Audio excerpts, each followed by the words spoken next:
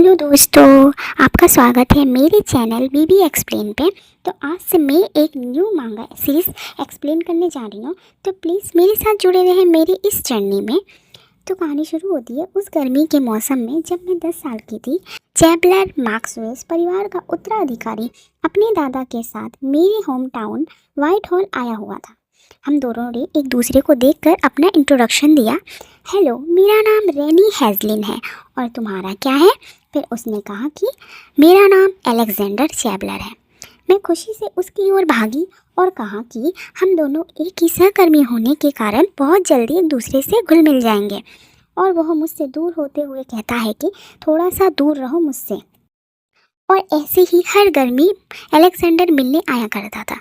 हालांकि white hall कैबिला से मीलों दूर है जहां वह रहता था, और गर्मियों की छुट्टियों के अंत तक व्हाइट हॉल में रुका करता था। तो हमने कई गर्मियां एक साथ बिताई।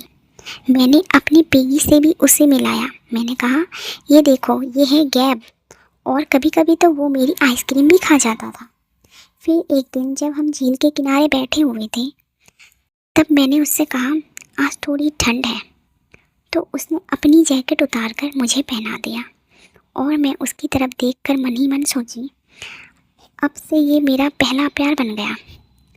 फिर जिस गर्मी हम 16 साल के हुए, मेरा अलेक्जेंडर से पूरी तरह कांटेक्ट टूट गया।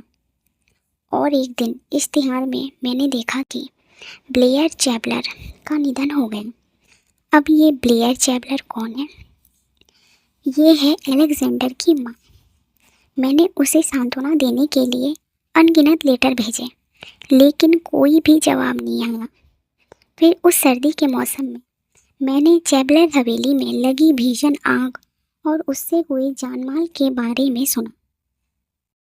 जैसे ही मैंने ये सुना तो मैं तुरंत ही अलेक्जेंडर से मिलने के लिए कैलिबा के लिए रवाना हो गई। और मैंने वहाँ जाके पूछा, क्या वह है? क्या वह ठीक है? क्या उसे मेरे लेटर मिले?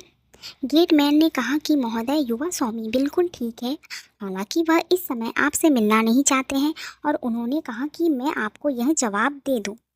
जैसे ही लेटर को खोला गया, उसमें लिखा था, और यहाँ से तुम चले जाओ और वापस मत आना। मैं तुमसे तंग आ चुका हूँ। जैसे ही मैंने ये लेटर पढ़ा तो मुझे बहुत बड़ा धक्का सा लगा और मैंने मन ही मन सोचा, इस तरह मेरे पहले प्यार का अंत हो चुका है। अब 8 साल बाद का सीन दिखाया जाता है। बैरोनीस हैजलिन के हवेली में रैनी हैजलिन कहती है, बच्चों जल्दी करो और अपना खाना खत्म करो, वरना स्कूल के लिए देर हो जाएगी। हैजलिन बैरोनियल परिवार की मुखिया रैनी हैजलिन। रैनी कहती है, अरे झगड़ा मत करो, अपना नाश्ता तो खत्म करो। फिर एक लड़की कहती है उसी में बच्चों में से कि लेकिन इसका शुरुआत तो मॉरिस ने की थी। फिर वो बच्चा कहता है, मॉरिस, और तुमने मुझे इसका कारण बताया? फिर वो लड़की कहती है, क्या मुझसे मुकाबला करना चाहती हो तुम? फिर मॉरिस कहता है, बिल्कुल भी नहीं, मैं ठीक हूँ। फिर वो बच्ची कहती है कि जब मैं तुम्हें पकड़ लूँगी ना, तब तुम्हें मैं जान से मार दूँगी। और वहाँ पर एकदम से हपड़ा तपड़ी सी मच जाती है। फिर रैनी कहती रहती है कि वियना मॉरिस, मैंने तुम्हें नाश्ते के दौरान इधर उधर भागने के बारे में क्या कहा था? बाकी सब लोग भी प्लीज़ घूमना बंद करो और अपना नाश्ता शुरू करो। फिर रैनी चिल्लाकर कहती है, बच्चों मेरी बात सुनो। और बच्चे आपस में ही बहुत ज़्यादा शोर करने लगते हैं, इधर उधर भागने लगते हैं। तो फिर रैनी कहती है, अब से तुम लोगों ने मेरे पास और कोई दूसरा ऑप्शन छोड़ा नहीं है। तो फिर कल से बच्चों, जो तुम्हें सुबह एप्पल पाई मिलने वाली थी, अब मैंने उसको कर दिया बंद। जो बच्चा 10 मिनट के अंदर नाश्ता नहीं करेगा, उसको एप्पल पाई नहीं मिलेगा। तो ये बात सुनकर एक बच्चा कहता है, नहीं, मैं बिना एप्पल पाई के नहीं रह सकता। दूसरा बच्चा कहता है फिर, ओहो, मैं तो बर्बाद हो चुका हूँ। उसके बाद बच्चे जैसे ही चले जाते हैं तो रैनी एक लंबा सांस लेते हुए सोचती है, हर सुबह यहाँ का माहौल किसी जंग के मैदान जैसा बन जाता है। फिर उस टाइम रैनी बैठे बैठे सोचती है, 8 सालों के बीच में क्या क्या बीता है। तो हमें दिखाया जाता है कि हैजलिन परिवार की हवेली को अनाथालय बने हुए 3 साल हो चुके हैं। रैनी कहती है अपने मन में, मेरे दादाजी के युद्ध में ही शहीद हो चुके थे, तो मुझे मेरे परिवार का मुखिया मुखिया का पद विरासत में मिला है। और जो मेरे युद्ध में शहीद हुए सैनिक थे, उनके बच्चों के लिए मैंने अपना आलीशान बंगला अनाथालय के रूप में खोल दिया। मेरे चाचा जो उस टाइम मेरी मदद करने के लिए आए हुए थे, उन्होंने कहा था जीवन एक चक्र है रैनी। हालांकि अभी हमारी स्थिति बहुत अच्छी नहीं है। हम उन दो बच्चों को नज़रअंदाज कैसे करूं जिन्होंने अपने माता पिता को, अपने पूरे परिवार को अचानक ही खो दिया है। मैं उनकी परेशानियों को समझ सकती हूँ, पर मैं उन्हें इग्नोर भी नहीं कर सकती, क्योंकि मैंने भी बहुत कम उम्र में अपने परिवार को, अपने माता पिता को खो दिया था।